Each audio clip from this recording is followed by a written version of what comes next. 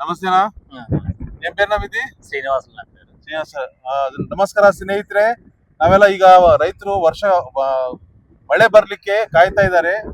ಎಲ್ಲ ಭೂಮಿ ಎಲ್ಲ ಉಳುಮೆ ಮಾಡಿ ಎಲ್ಲ ರೆಡಿ ಮಾಡಿದ್ದಾರೆ.